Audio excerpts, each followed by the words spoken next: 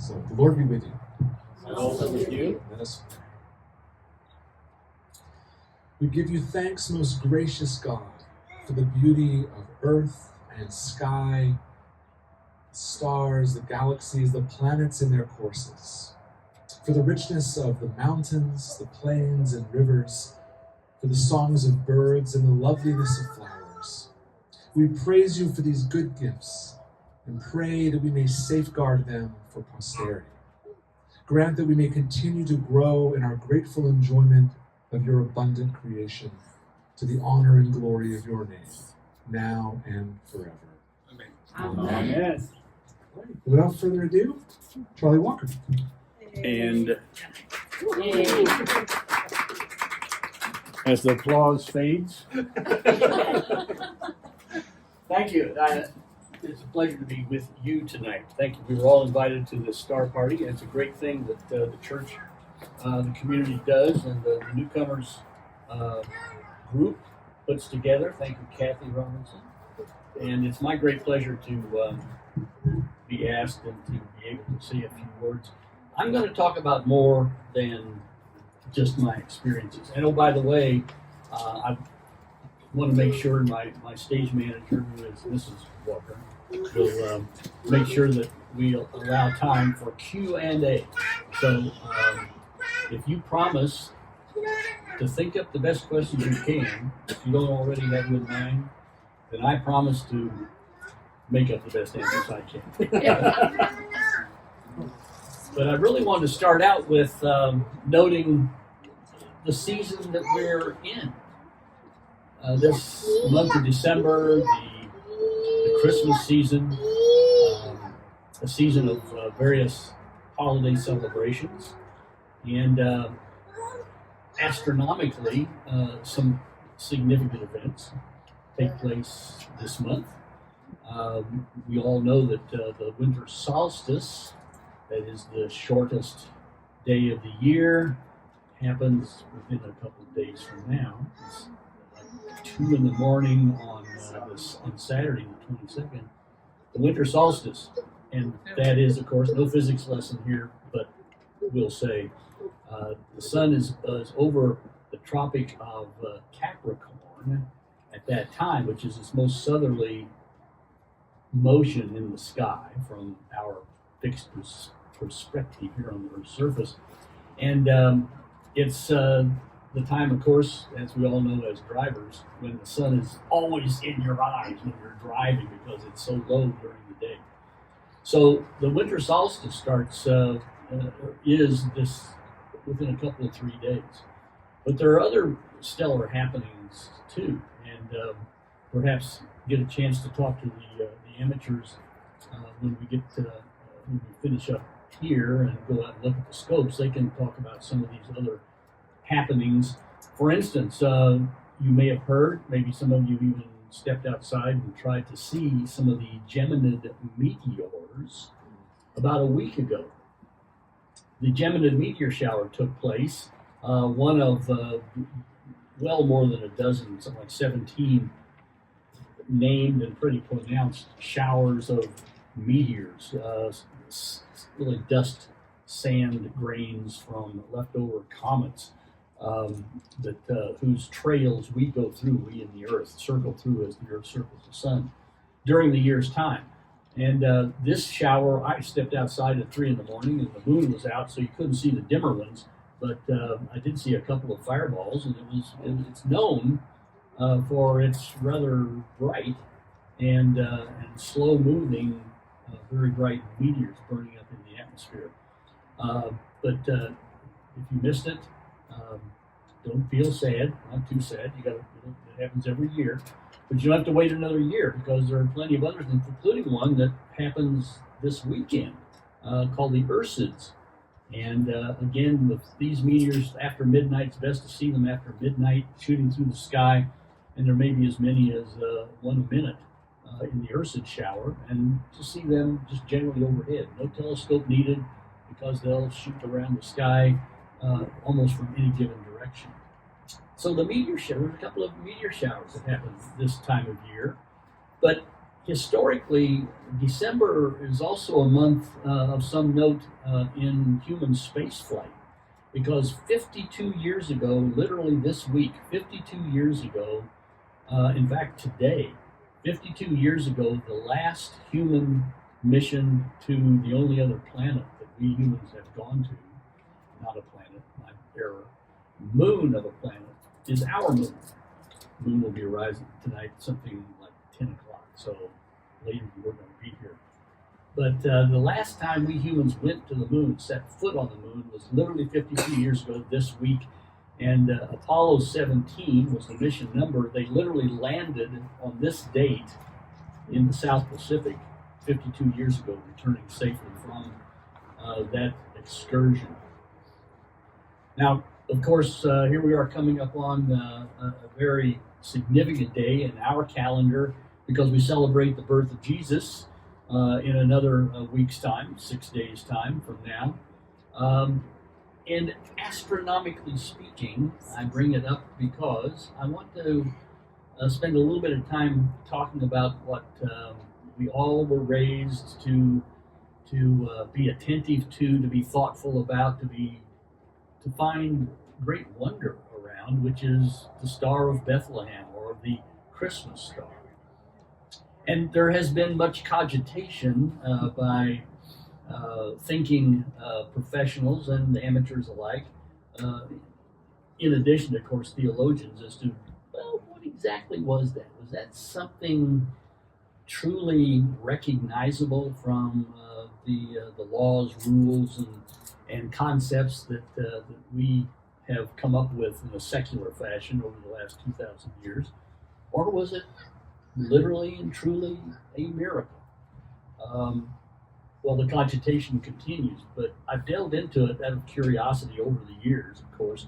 But I thought it was interesting to make a particular focus and study tonight to summarize for you. These are my thoughts, but there are many hypotheses out there, some more generally accepted than others. But I wanted to first of all address in general, of course, the theories have circulated around and on the subject matter of was the star a comet, say? I mean, that's from the scripture. It seems to have been something very pronounced in the sky, and yet maybe the most pronounced of objects like comets are recorded by everybody that sees them in various forms. And yet at the time period in which we believe and scripture indicates, but archaeologically and historically, it's perceived that the birth of Jesus took place a few years before what we have on the calendar as 0 BCE today. So in those years prior to 0 and negative years minus 5, 6, 7 years BCE, was there a comet in the sky? Well, there wasn't one that was recorded of significance at all. In fact, not recorded at all in Europe, in Asia, in China, wherein the Chinese were very scrupulous about recording things in the sky. There was a significant comet. In fact, it turns out it wasn't named until like 1,800 years later, but Halley's Comet appeared with a very pronounced appearance in 10 BCE. But that's quite a bit before the recognized date of Jesus' birth. And it didn't appear again for another 76 years. Then there was some other comet, an unnamed comet, probably only appeared once in like 0 BCE. But again, that seems to have been too late. So comet, probably not. Was an alignment of planets, and that means conjunctions in the sky. The planets move around. I mean, planet is derived from the Greek word for wanderer.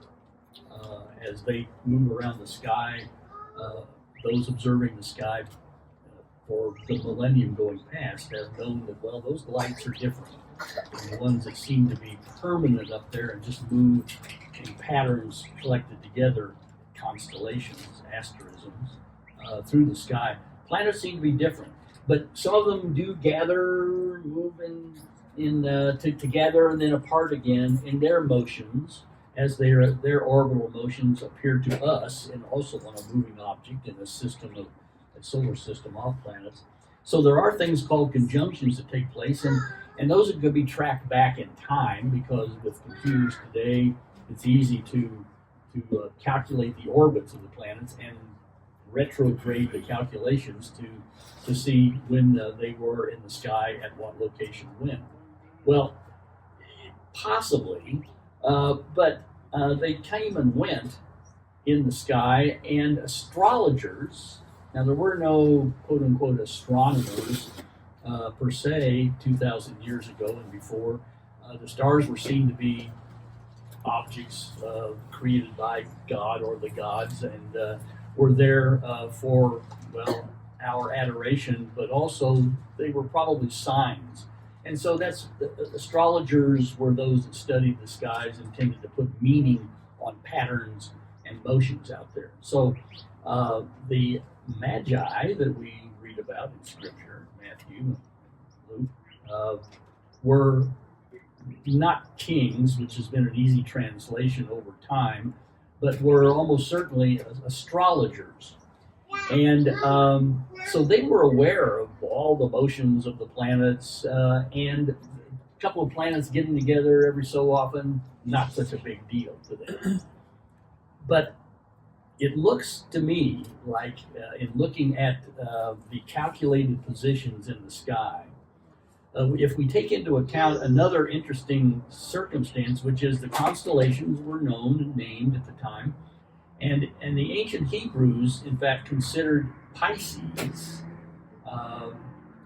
fish, the constellation Pisces, which interestingly enough is visible overhead tonight, was considered to be a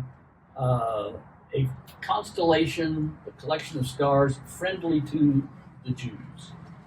And so things that happened in and around Pisces were seen to be indications of good fortune for the Jewish population.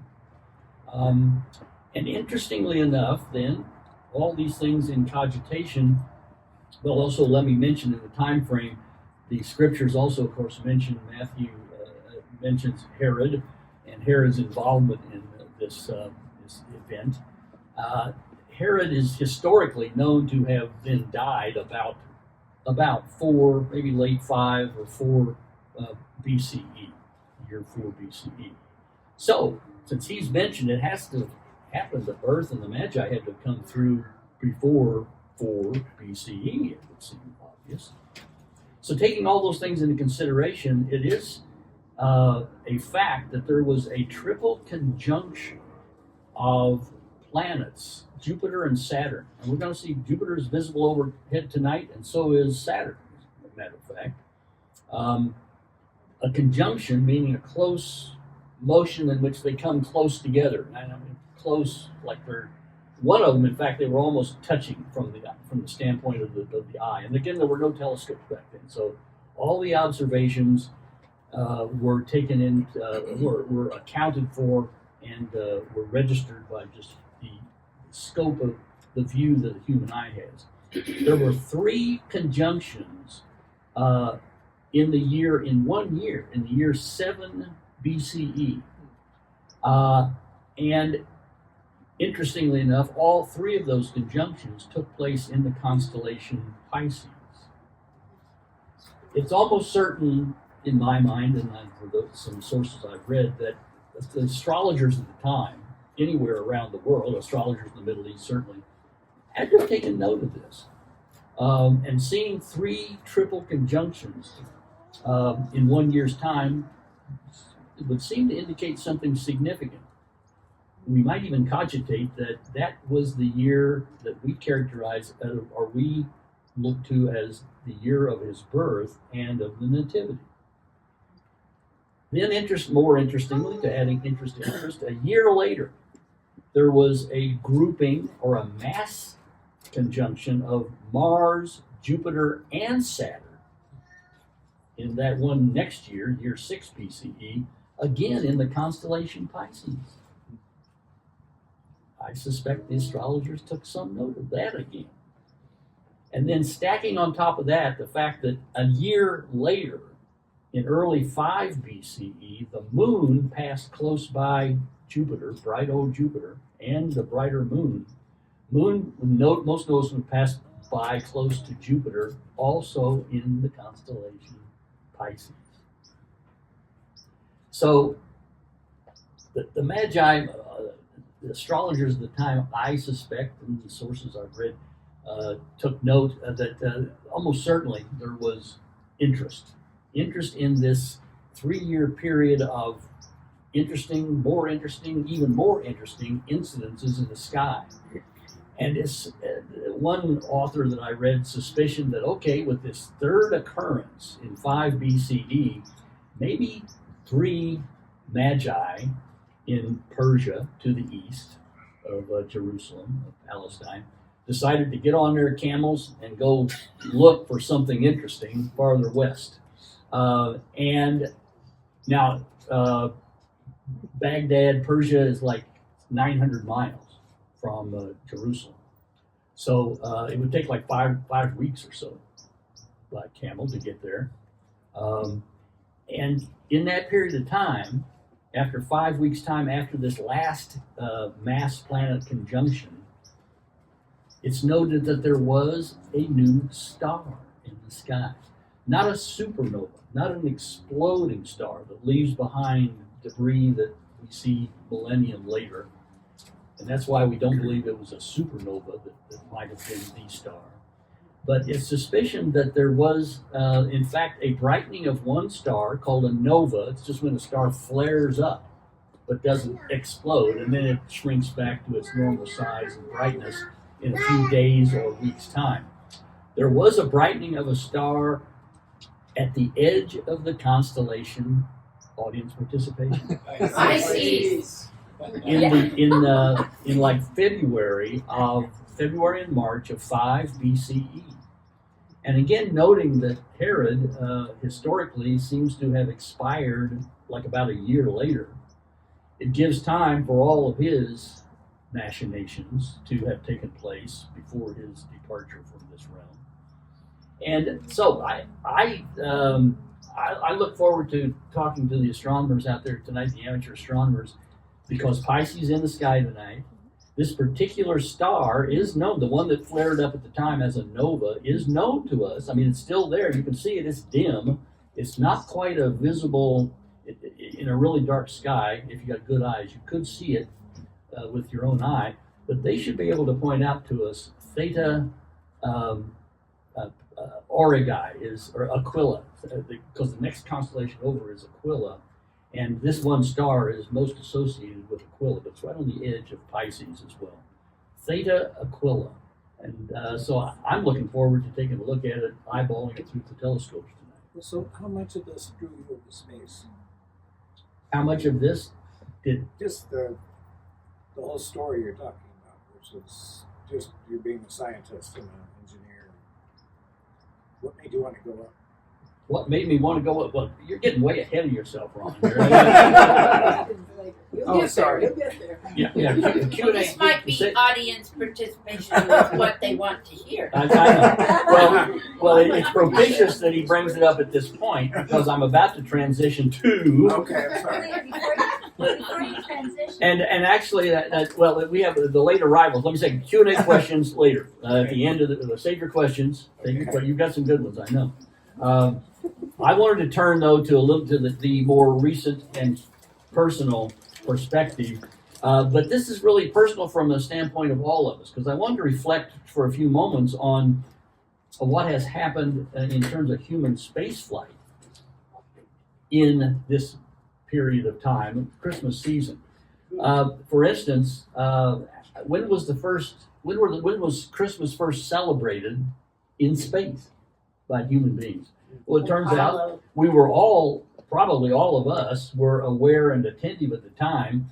In December, obviously, Christmas Eve, December 1968, was that broadcast from around the moon of the first humans to circle the moon. Apollo 8 astronauts, Frank Borman, Jim Lovell, and Bill Anders, circled the moon.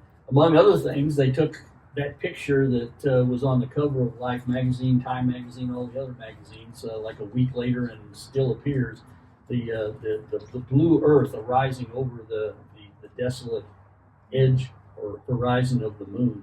They took that first picture was taken by these astronauts on Christmas Eve. And within hours after they took that picture, they orbited the moon 10 times, only 10 times. But in that period of time, they broadcast back the first television from around the moon.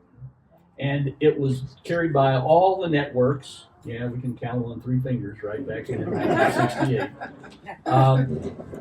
But interestingly, it was well promoted ahead of time that they were going to be doing some words for the world to hear from around the world, from around the moon, the first human beings around another world. And they chose to read the first 10 verses of the book of Genesis. And it was that reading that they then, conveying the microphone between the 3 of them, and Jim Lovell was the last to speak, conveyed those first 10 verses of the book of Genesis from around the moon while their slow scanning television camera was looking at the craters and the edge of the moon.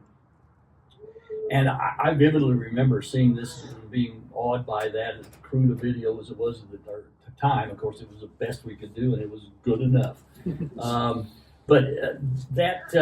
Interestingly enough, I didn't recognize till years later, the State Department and other agencies around the world accounted that they estimated that 1 billion people heard that broadcast live that day. 1 billion people in 64 countries around the world.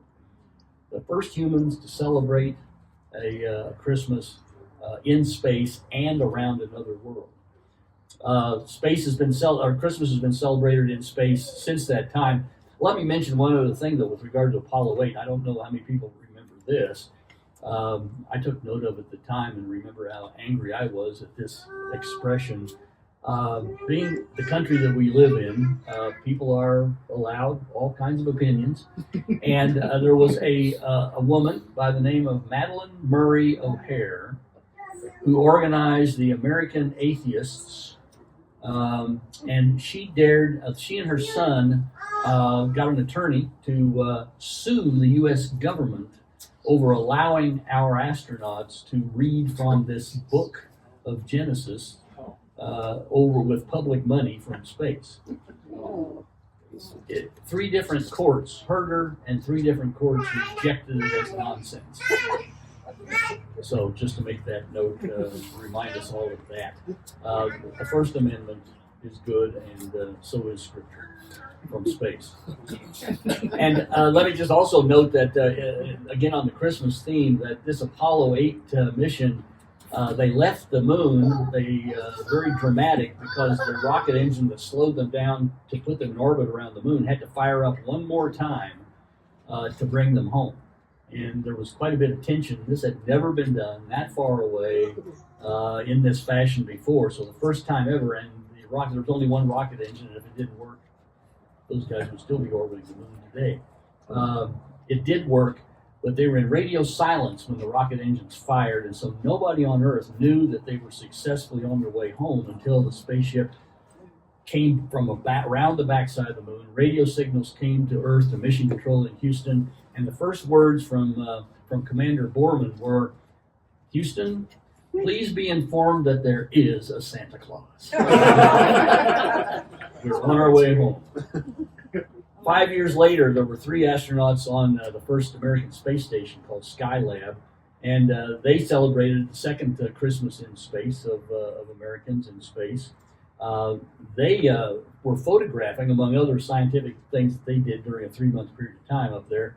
They were photographing a very visible comet that you might remember, a comet by the name of Kohoutek, or seen pictures. You can Google the name Kohoutek and find those images of that very pronounced comet. Well, they were shooting pictures of it from orbit, and they were doing so out on a spacewalk on Christmas Day in 1973. Since 1999, over 100 American citizens have celebrated Christmas in space. And since 1999, there have always been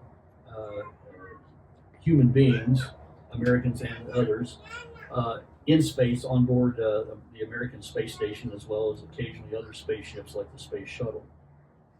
They have had every Christmas on board space station and on board space shuttles when they were in orbit during Christmas. The necessities to celebrate the holiday, Christmas trees.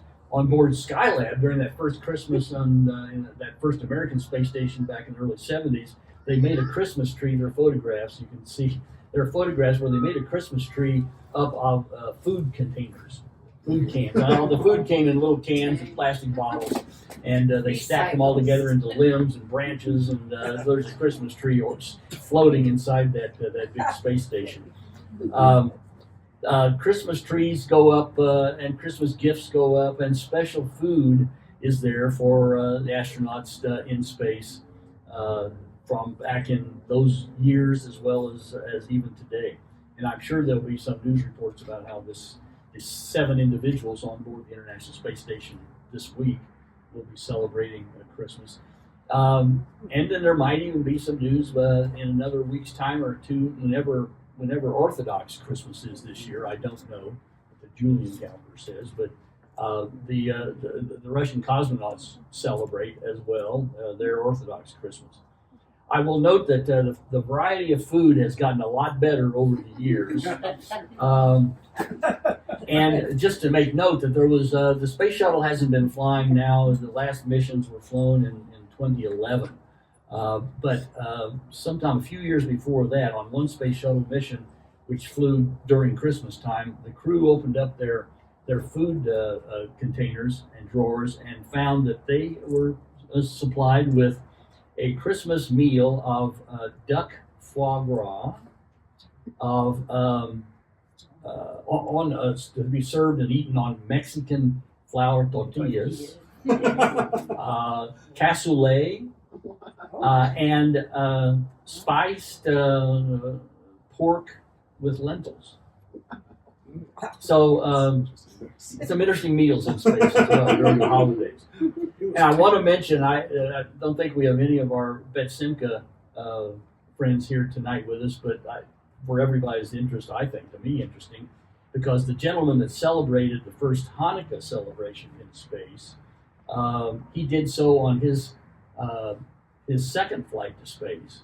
His first flight to space, Jeff Hoffman by name, he and I flew together to space on a space shuttle mission in 1985.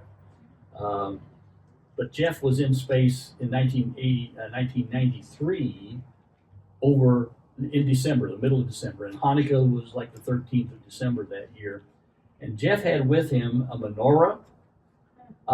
He had a mezuzah, and he had a dreidel, which he videotaped the dreidel spinning in weightlessness for 1 solid hour. Spinning in the air and videotaped it. So, Ron, a number of interesting things have happened in space. I was never in space during Christmas. I was in space during Thanksgiving, but that's another conversation. So was it Tang that was invented? What was the drink that was the first? Let's see, we've got a microphone, but we've got such a small group, and I'm happy to repeat the question. No, that's all right. And it's 6 o'clock. I'm happy to repeat the question. Was Tang invented for space flight? Is that essentially the question? Yeah. Well, everybody knows what Tang is, right? Show of hands, Yes, audience right. participation. Yes, right. Astronauts still get the opportunity to choose foods that they take with them, that the dietitian stash on board before your rocket launches.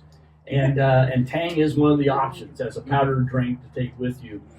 But more specifically to your point, Tang was not invented by NASA or even for NASA. General Foods was the company that originated Tang. It was on grocery store shelves. I remember with my mother going to the grocery store, pick that up, Charlie, let's do this, that. and get Tang. I remember doing this when I even before the astronauts flew it. Tang was on the grocery shelves for all of us. And when the second spaceflight program for astronauts in the U.S. called the Gemini program, 2 astronauts at a time, they got a wider variety of food choices than the first astronauts did in the Mercury program. And they wanted to have some taste, and so they said, get us some powder, some drink that's going to be interesting to taste. Well, the NASA dietitians join us. You got some goodies, I hope. Join us. They said the dietitians went to the grocery stores and plucked off Tang off the shelf. Now they had to relabel it. Of course, NASA has to, you have to relabel everything. The commercial labels. No, we don't do commercial stuff with government money.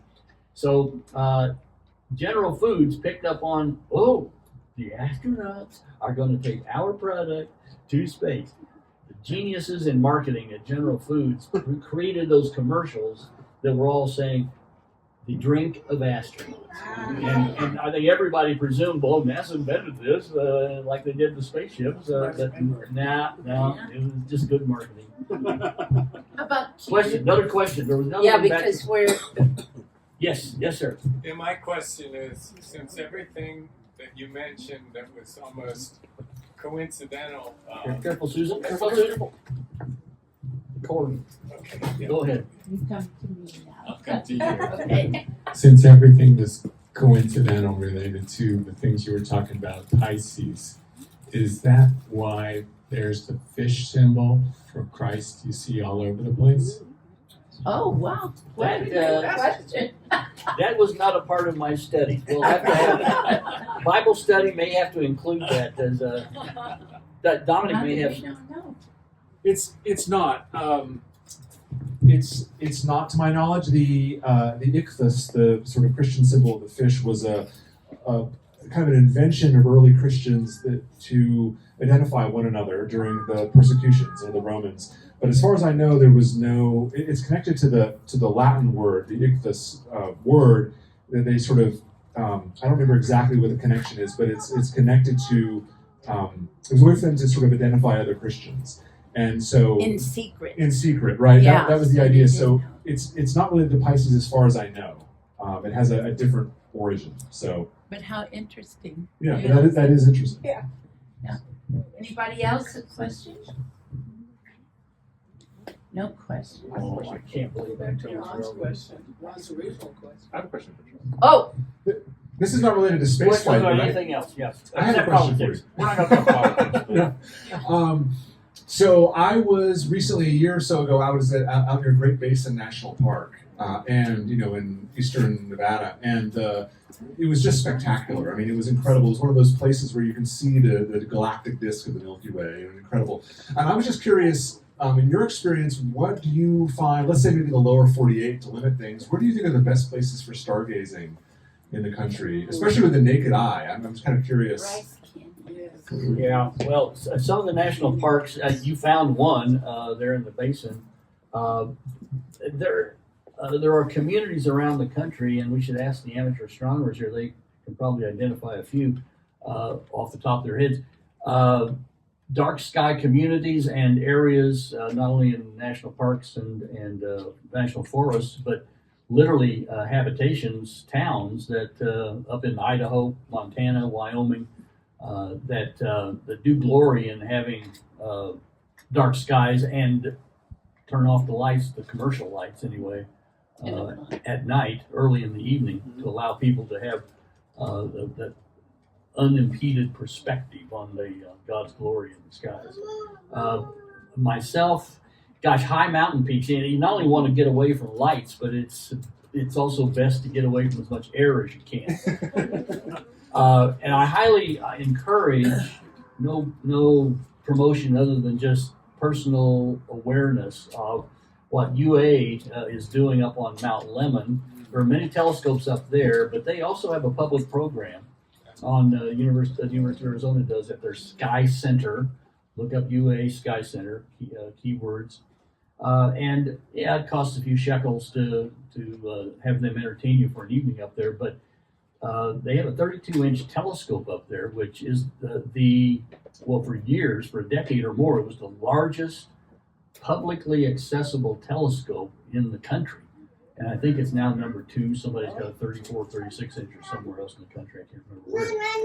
But you get the amateur astronomer or the astronomer, professional astronomers, usually they're graduate or postgraduate students up there, will guide you through views of whatever's out in the sky that night. That's most noticeable over a 2.5 hour period of time. So this time of year, take warm. Dress warmly. But it's Take feathers. but it's a great place to go see, and with a lot of guidance. But Dominic, I can't really. If a person identifies, again, national parks, national forests, where away from the lights, that they're going to be, especially in the west, not so much in the east because the cities are pretty close together there. The lack of humidity is. And humidity as well. Low humidity is best for viewing as well. Question number Here. Okay, Onomas. Okay. Go ahead. I'm sorry. Yeah. So I know they keep you really busy up there with experiments and science, but is there anything you could share with us about, your personal experience of being in space? I know it's a big one. Yeah, you're right. That is a big one. If it's too big, it's okay. 20 days and lots of hours I spent in space. Almost 3 weeks on 3 different space flights, and of course each successive mission was informed by the previous one. So I was more comfortable with each flight. Got what I felt like was more time to comfortably look out the window. Not a lot of time because my work was down in a part of the shuttle cabin that did not have more than one 9-inch window to look out during the daytime. Now, I say daytime, the cruise daytime. We work on 24-hour clock, 8 hours of which is sleep time, 16 hours is living, working in the spaceship. But you're in a spaceship circling the Earth every 90 minutes. That means there are 16 sunrises and sunsets in 24 hours. So every 45 minutes, there's light coming in the windows, and then 45 minutes after that, it's dark outside. So you go to the windows when you get a chance to, and you can see this grand tour over the visible Earth, day side, night side. There's the fun of floating free. People always ask me the generic question, what's it like? What's weightlessness like? Well, the short form that I'd like to give is one word: freedom. You're stuck to your seats because of gravity. The seats are stuck to the pavers, to the concrete because of gravity. I'm stuck there. We walk because of gravity. To have a world, to live in existence where you're flying through the cabin like Superman, Superwoman, that you're lifting enormous weights without effort, is a truly remarkable experience. Now, you do get used to it after a while, so much so that those habits that come with gravity, including balance, walking, they're not there when you get out of the spaceship coming home. So those are a whole bunch of other stories.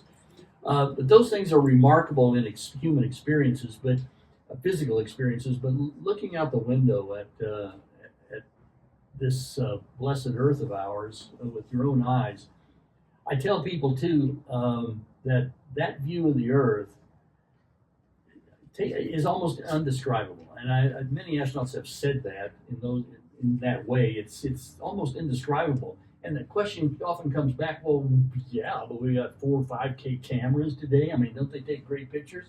Yeah, they take great pictures. But let me tell you what, some of you, especially here in Arizona, you go to the Grand Canyon, stand on the south rim of the Grand Canyon. You've seen the videos. You've seen the still pictures. Was it like the videos and the still pictures? It's the same thing. Just imagine now, yeah, here's this whole Earth. You've seen these beautiful pictures of it. Now you're seeing it with your own eyes. It's even more impressive. It's much more impressive than words can really mention. So that kind of thing is great. Yes, one more. This is a quick question. Push it on. You have to flip it on. There it is. Yeah, this is a quick question. My wife Gretchen and I were lucky to be with the Boeing group to see Mark Kelly's last shuttle launch. Yes, oh yes. And so we were 3 miles away. and at first we didn't hear any sound, and then it was like a giant roar. My question is, yeah, Right? right. And my question is to you, was it really loud for you when it took off? Thank goodness no, because we were a lot closer to it than that 3 miles away. The 3 miles he mentions is there are no other human beings within. There are a few actually, I say that, but there are the emergency teams.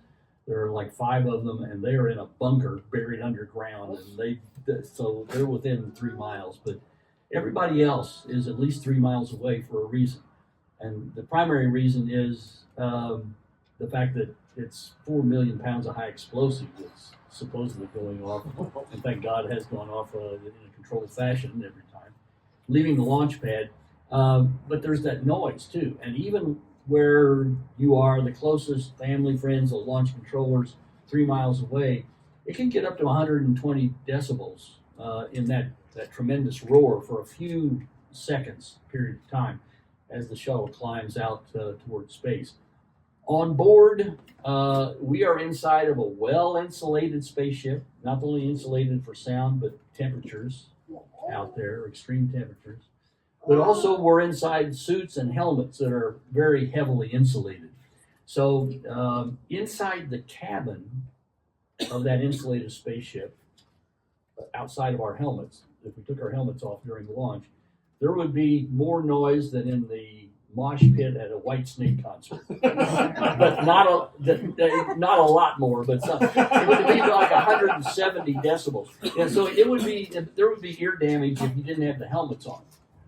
Having the helmets on, it's only like during those first few seconds when the sound is really most intense, being reflected right back up at you as you're leaving, but you're moving away from it pretty ever quicker pace. So for those first few seconds, inside it's like 170 decibels. Inside the helmet, it's about 90 decibels or so. So you can stand it. And besides, you're riding a rocket, so you're not paying much attention. Yeah, one more question. Julio. Back. Yeah, Julio had one. So you mentioned the one of those space trips that they have to go around the moon. So for the first one around the moon, so I suppose we had to do calculations and do a lot of Newtonian physics. How are things getting easier, or what are things we can do as computational power gets increases? Can we try new What things? wilder things can we do? Well, in fact, that's a very good question. Did everybody hear Julio's question? It's like we orbited the moon on that first mission by humans to the moon, Apollo 8, and of course we did that every time on the other 7 missions that went to the moon after that. 8 missions that went to the moon after that, 6 of them which landed. And those were with basic calculations, Newtonian physics, pretty simple astrophysical calculations, 2-body problem, the moon gravitational, Earth gravitational, 3-body, actually the sun has an influence. Mm-hmm. But pretty simple and basic calculations, and mostly calculations that led to what was called free return trajectories. Minimum energy and free return. The rocket fuel, the big rockets, they cost a lot of money. So you want to get as much efficiency to get there as you can. So that means putting it on the least energetic trajectory that requires the least fuel to put it on to get it there. And you also, since you don't 100% trust your technology, like you want that rocket engine to work when it gets there and to work again to get you home.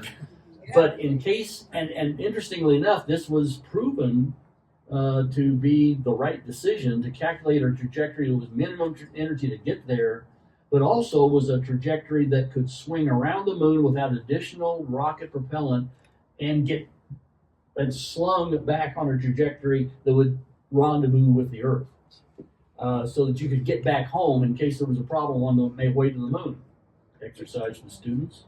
What Apollo mission was there a problem on the way to the moon? 13. Apollo 13.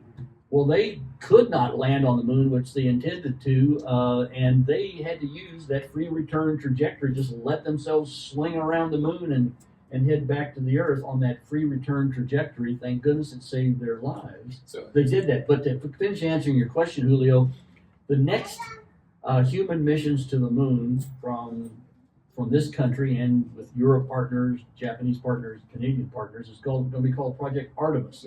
It's already named. The equipment is being designed, built, tested, and they're going to the moon on trajectories that are going to take them to the moon, minimum energy. But when they get to the moon, firing the rocket engine several times, put them into some special orbits called halo orbits around the moon, in which they'll never orbit in the shadow of the moon. So they'll always be communicating, never occluded. The moon will never occlude them, radio signals or visually, from the Earth. And it takes some very complicated computations. So, yeah, it's not something you do by hand, right? So, yeah. Yeah. Well, I actually know one astronaut that claims he can do it by hand, but and I wouldn't test him on it. I think he probably can. Yeah. But no, most normal human beings never have not been able to do that. Well, okay, yeah. Diego. What did it feel like when you on your first mission, just launching yourself into space? Were you nervous? Were you happy? What did you feel? Well, that's an easy one to answer. Yes. All of you both. All of it. It's a very You tell the truth. it's a complicated circumstance, Julio. It's risky, but you're there to do a job, an important job that lots of people are counting on you to do, and they spend a lot of money to get you trained up to do this job. So there's a lot of responsibility, and you got a lot of people back home that are expecting you to not only make it wherever you're going and to make it back. And there's nobody that gets to use the old, historically archaic term "shanghaied" to space. You don't get grabbed off the streets and thrown into a spaceship and told you're going to the moon.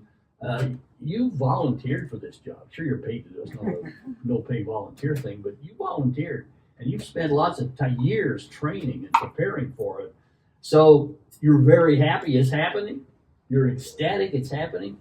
You're worried that all those thousands of technicians and engineers and scientists got everything that they were supposed to be doing to make it a safe trip done correctly. So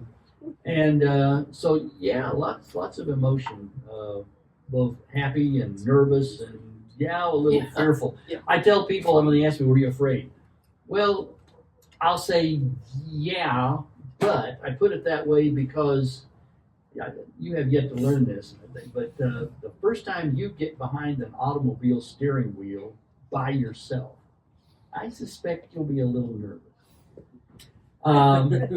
And of course, you're hearing people laugh because that's the way it was. But if they're honest, every time we get behind the steering wheel, we should still be a little nervous. So we're not the only ones. We're not the only ones out there on the road, right? Well, so it's the same kind of thing. It's a controlled and an informed fear. I am one that highly promotes the contention that if you're not a little bit afraid when you're doing something that's a real challenge or a little risky, then you're not the sharpest blade that you should be to try to do that thing.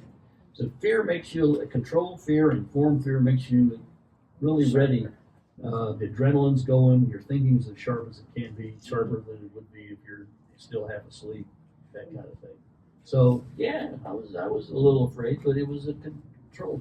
One thing at NASA, I still to this day do not hear them promote this to the extent that I believe they surely should, which is that training is so invaluable to get a chance to go do this, to go do these things, especially when you got more to do than just, I paid my $10 million, so I'm just going to look out the window. If you're up there with a working job to do, it's the training that makes you comfortable enough with the risk that you go through every minute from the time they light the fuse to when you touch down and the engine shut down. That you're comfortable enough with that you can work and you're on your best. You're at your best and most efficient getting it done because the training has gotten you ready for it. Like so many other things in life, training. Charlie, Great our question. TAAA friends are here. Yes. You said to come at Yes. I would. 6:15. I know it's Sam. So who is going to be saying a few words? Yes, please come. Come on up. I'd like for you to just say a few words to the group about what you've got out there and what they can see. It's a super tough act. Here's a No, that's okay. I don't know. You can My name is project. Pete Hermes. I'm with the Tucson Amateur Astronomy Association. I've got two of my fellow members are on the parking lot. We've got 3 scopes. Mine's the simplest. It's just a simple 5-inch reflector, but we've got Sam Miller and Jerry Hodge up there. They've got some pretty sophisticated equipment. They'll be looking at some of the deep sky objects, nebulae, galaxies, star clusters. So we've got, there's 3 scopes, and there's a lot of opportunity to look at a lot of different things. Right now, I've got Jupiter in my scope. It's not super magnified, but it's one of those wow things, because mostly when people see Jupiter and they see the 4 Galilean moons, they're called Galilean because Galileo was the first one to see them with a telescope. Are all 4 out tonight? All 4 are out tonight. And it's kind of interesting because of the orientation of the orbits right now. Normally you see the Galilean moons are usually in a line. Yeah. There's 2 that are on top of each other, so it looks kind of neat. And that's just a consequence of the position of the orbits. The only thing we'd ask is try to avoid shining bright lights in our faces or yours to preserve your night vision once you get out to the parking lot. If you have red lights, you'll see we have a lot of red lights out there. Do not touch the telescopes. Primarily, not that you're going to damage them, although I will tell you, mine's simple equipment. Jerry and Sam have some pretty sophisticated equipment.